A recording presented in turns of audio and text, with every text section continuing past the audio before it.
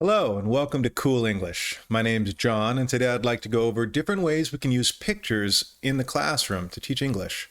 I'm a big fan of using pictures. I think that they bring a lot more to the vocab and they help cement the words. Our students can link a lot more of the picture with the verb or the noun that we're teaching. So let's go over the 15 different ways I chose today.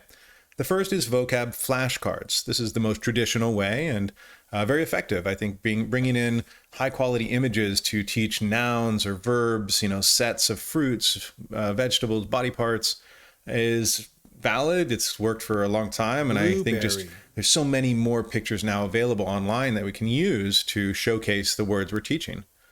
Next, we have role plays. I'm a big fan of using role plays in class. I think bringing in real life situations to prepare our students for travel or life in general is really vital. And I think they use it a lot. So I bring in menus. We go over, being the waiter and being the customer, ordering food.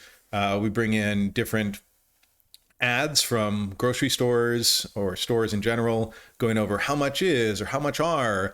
How to say prices like $1.99 or 77 cents. Using photos from hotels or shopping or airports that we can pretend to return a product or check in, check out. My students really enjoy this and I think that it works. After that, we have picture description. This is a great way to get your students forming phrases. Even, the first class, really basic students, kind of elicit what words you know. I use the who, verb, where technique. Give them some words and then have them try to form a phrase with it. More advanced students, you can give more words like adjectives and adverbs. It can be more challenging, but having them see that picture and put the words to the picture is normally a great way to get them talking or writing. Next, we have picture dissection. So if I'm teaching parts of speech like nouns, verbs, adjectives, adverbs, this is a great technique to identify what are the nouns in the picture.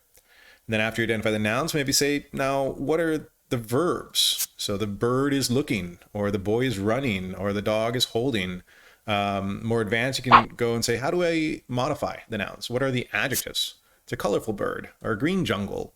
You can even say, how do we modify the verbs? What are the adverbs? And finally, put them all together. See if you can put all those words together to form a phrase. It's challenging. After that, we have describing places or amazing places.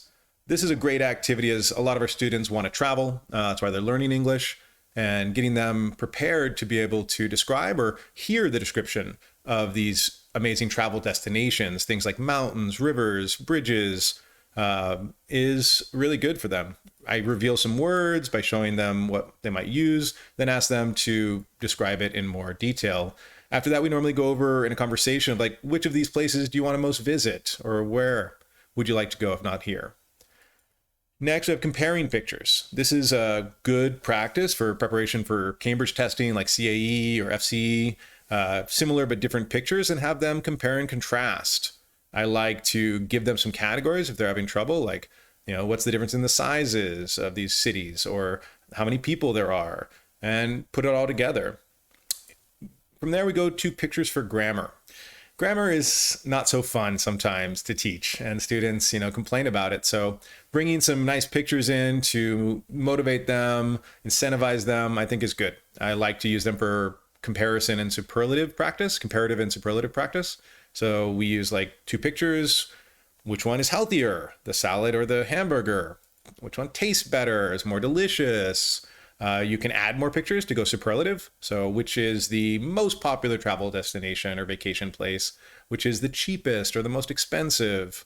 After that, I like using for prepositions because we can really show where things are in the picture. So is it above or between? Verb tense is really good too, because we can kind of flip between, interrogative, positive, negative statements, going from present continuous to present simple. It makes it easier sometimes for students to see that visually, okay, they are selling, they sold, they will sell. I like to make a game out of it sometimes by giving 3 different pictures, the who, the verb, and the where, and ask the students to put it together in a certain tense. So maybe you're working on present continuous or past simple, and maybe you just want to do just the positive. So, yesterday the dog walked, or you want to do just negatives or interrogatives. Also using pictures to ask WH questions, have the students ask WH questions, create 2 to 3 WH who, what, when, where, why, how questions about pictures and see if they can formulate the questions. Maybe have one student ask a question, another student answer it. A game I like to use is called Mystery Reveal, where I will slowly reveal a picture, and each piece that I remove or part that I reveal, it's like worth less points. So the first time they could get 4 points if they guess it, then 3 points. Great way to kind of gamify some review of vocab flashcards. Creative thinking is a fun way to get them kind of thinking about open-ended questions, like imagine questions. Writing activity as well. I normally get some interesting picture and open-ended question like, where does this go or what will happen?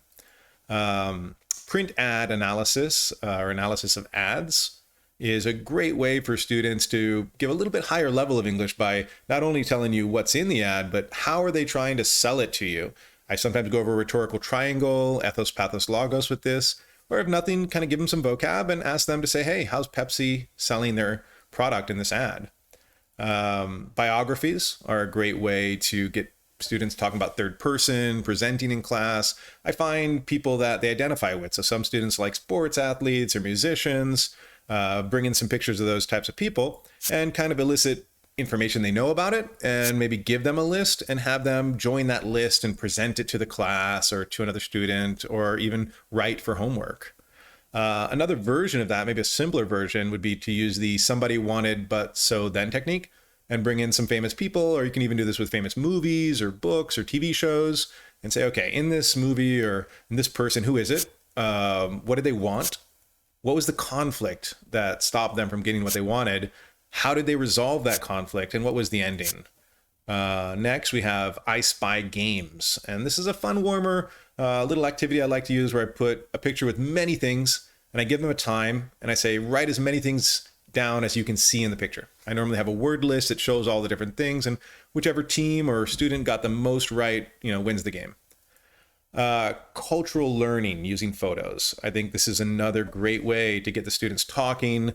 They're going to be traveling to England. You can do England, Australia, wherever they want to go to, and kind of talk about the cultural icons, foods, places of that culture, or reverse it. And wherever they're from, have them explain that to you. So I taught in Brazil for a long time.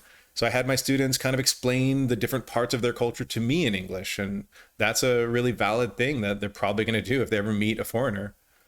Debates. I like to bring in interesting photos to stir debates, have them kind of go 60 seconds on one side of the debate and 60 seconds on the other.